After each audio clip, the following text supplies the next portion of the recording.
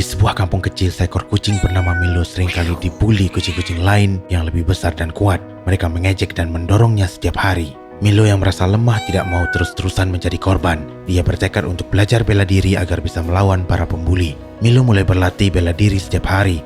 Meskipun sulit, dia tidak pernah menyerah.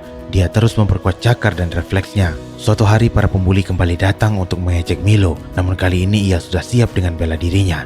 Dengan gerakan cepat dan cekatan, Milo berhasil mengalahkan para pembuli. Mereka tidak lagi berani mengganggunya. Sejak saat itu, Milo menjadi kucing yang dihormati di desa dan tidak ada lagi yang berani mengganggunya.